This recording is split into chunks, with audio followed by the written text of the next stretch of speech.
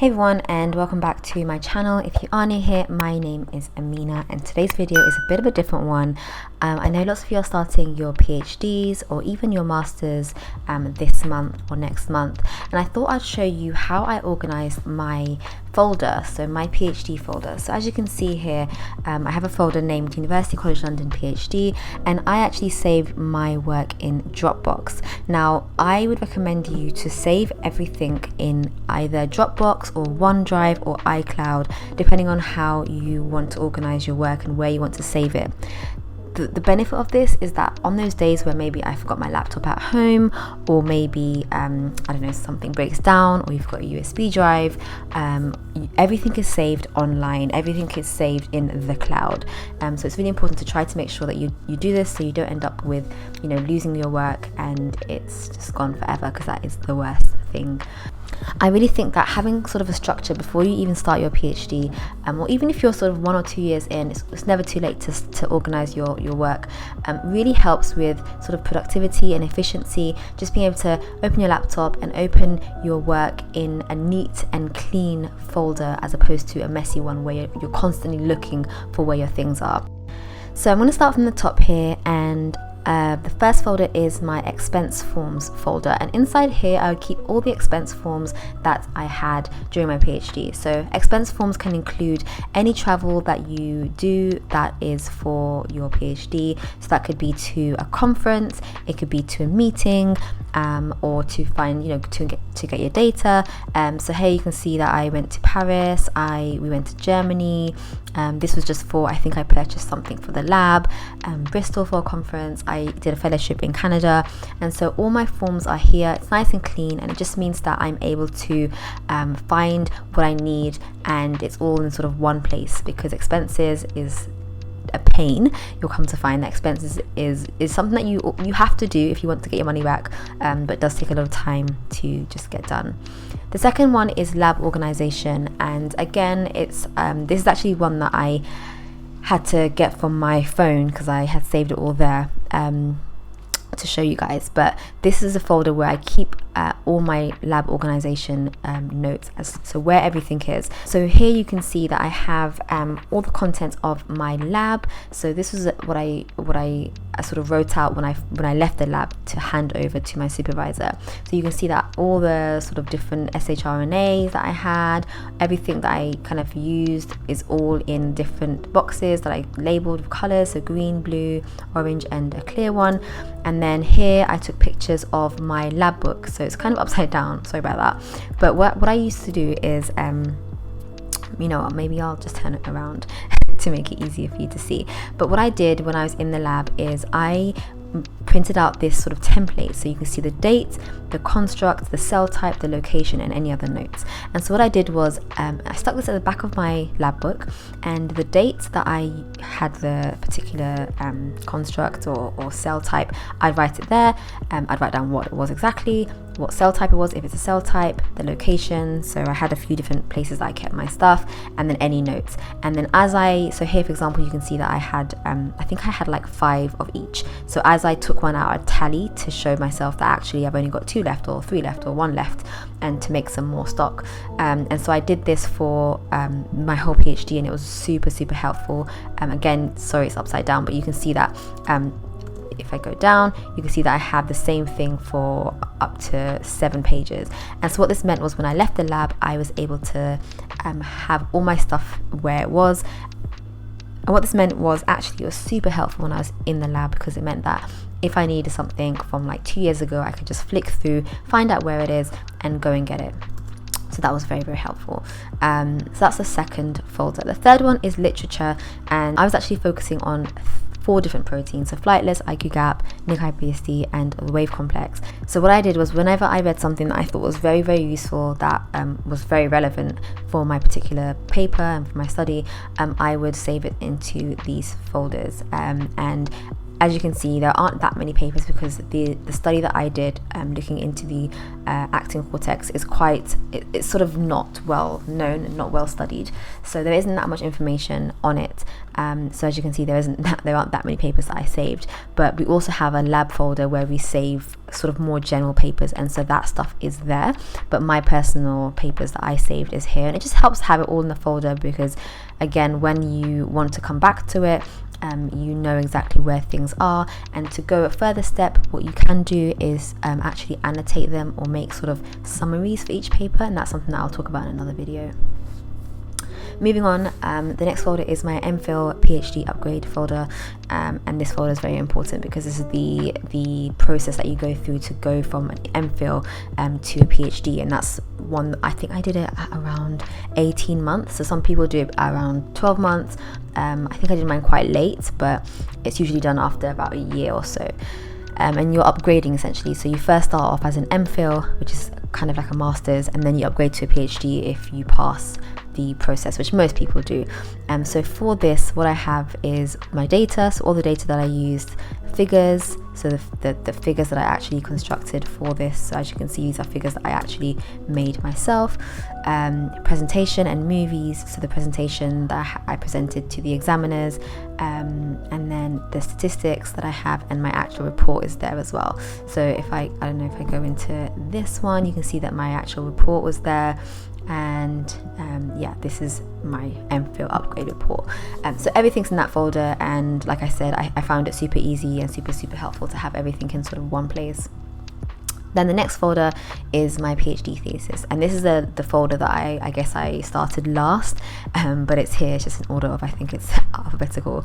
So in my thesis, again, similar to my upgrades, you'll see that I have edits. So these are the different edits for each chapter. So the way that we did things was I would write a particular chapter, and then I'll send it to my supervisor, whose initials are here, GC, and then he'd edit it and send it back to me. So here are the different edits, and the reason why I kept them is because sometimes he'd write things like, this is useful for your viva, remember this, your examiners might ask you about this, and so I'd kind of keep it there so I can go back and look at that later. Other theses that from previous students in the lab, data that I removed, you'll come to find that not everything that you look at and analyze and experiment is going to end up in your thesis. In fact, I would say about a third or maybe 2/3 ended up in my thesis. There was still a lot that didn't end up in there, so there's a lot of removed information, but I just kept it in another folder just because I didn't want to delete it altogether, just in case we wanted to publish it or, you know, add it in later. Then here's all the data that I actually selected. So this is the data that actually made it, so made the cut. So within this, you've got loads of like folders. You've got like different, just lots of folders there. And then submission documents. So these are the actual sort of paperwork that I needed to submit my PhD thesis. So you've got your entry form, your abstract, deposit, etc., and then my USB thesis. So I had a few videos that I wanted the examiners to see, so I actually attached, like physically sellotaped a USB onto the thesis. So that was the videos that I put on there, which is quite cool. Actually, you know what, maybe I'll show you guys one if it opens. So this is a HeLa cell, it is a diaphanous one, siRNA, and so what you'll probably see at some point is the cell is divided. There you go. So this is what I wanted to point out. With the diaphanous knockdown, it's a very important protein that helps with cell division. The cell can't divide, and so it just dies and crumbles. So yeah, it goes from being a nice looking cell to a dead cell. So yeah, that was a very nice video that I was very proud of. Moving on, the PhD viva. So again, this is another important process during your PhD, and your PhD viva has its own whole revision process and this whole sort of presentation, questions. Again, this is something that I think I'll probably do a video about this as well. There are some questions that I sort of picked out that I think were interesting. This is my presentation that I actually gave. So let's see if I can open this up. So here's a presentation that I actually gave, so what my goals were, what my results were, and I think that this is another topic that I think is really important to discuss, and This is like a summary of my results that I actually printed out and I gave the examiners. These are my corrections. So I literally had like 1, 2, 3, 4. No, that's not 1, 2, 3, 4, 5-ish corrections, and most of them actually are like just rewrite this and rewrite that. So I and my other examiner gave me no corrections, so actually I only ended up with like 3 or 4 actual corrections, which weren't that much, so I'm really proud of that. Moving on, the presentations and posters folder, as you can imagine, it is what it is.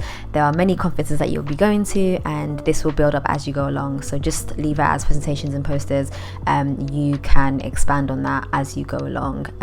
The one thing that you might want to keep in there, though, from now is lab meetings. So we have lab meetings we had them every week, and every so often it'd rotate and you'd have to present your work, and so here are all the lab meetings that I gave, and you kind of update the lab as to what you're getting up to, and sort of what your latest findings are, and the lab can kind of ask you why you haven't done this and why you might want to think about that. So it's quite nice to have those meetings, and then here are all the other conferences that I went to. I was in Montreal for a little while. I was in Germany for a little while as well, so that's quite cool. Then for me, qPCR was quite a big part of my initial sort of 2 years of my PhD. I was constantly getting qPCR results, which is looking at the sequences of the cells, and making sure that it's in the correct sequence. I did quite a bit of cloning as well in the beginning. So here are kind of all the results that and the knockdown results as well. So that was there just because it's something that I was always like looking at and making sure was okay. Then I have a report writing guide folder, which I'm not going to go into because I'm actually working on it at the moment. I'm working on creating a course which will help you basically write your thesis from 0 to 100, and like I said, I had almost no corrections, as you just saw. One examiner gave me no corrections, and the other one actually gave me a spelling mistake, and the other one gave me quite like just 2 or 3 minor corrections. So I'm working on writing a guide to help you, and I'm going to be releasing a course that will help you write your thesis as well. So that's what that is. Then the last 2 are poster templates and PowerPoint templates. So every university has their own sort of headers, and this is the poster template. So I just downloaded it from the website. I'm sure you can go to any website and find their poster templates. So as you can see, you've got loads of different colors, and it was always really fun to decide. I think I went for the yellow for one, and I went for this one, I can't remember, but yeah, as you can see, that was fun to do. And then this, I don't know why it says 2012 though. And then this one, the PowerPoint templates, is even earlier. PowerPoint templates again, it just has the UCL header, and the second page is a bit more of a narrow header. So yeah, so there's loads of colors, and yeah, if you go to UCL's website and search for PowerPoint and poster templates, you'll find them there somewhere to be downloaded in the grad school section. So yeah, I hope that was helpful. I had a few questions about this, and so I thought it would be quite interesting to show you guys what my folder looked like, and I had a couple of things kind of like hanging out here, so I just put them back where they should have been. I truly believe that starting off on the right foot, being organized from the beginning really helps. It really helps when you're there and you're trying to write your thesis and you are just trying to find out where your contents are. It just really helps to have things in a neat and organized way. I truly believe that a neat space is a neat mind, which helps with overall productivity. So yeah, let me know how you found that, and if that was, and whether you have a similar system. But the one thing that I would say take away from this is save your work somewhere online, not just on a physical computer or on a hard drive. Make sure you're always saving things that are able to be taken from any location. It's saved me so many times when I've been abroad, when I've been in a lab meeting and my laptop isn't working, or my hard drive, my laptop dies. It's so important that I can just go online and download it from any location. So yeah, I hope that was helpful. Please don't forget to subscribe to my channel to see more from me, and best of luck if you're starting a new academic year, and I'll see you guys soon. Bye.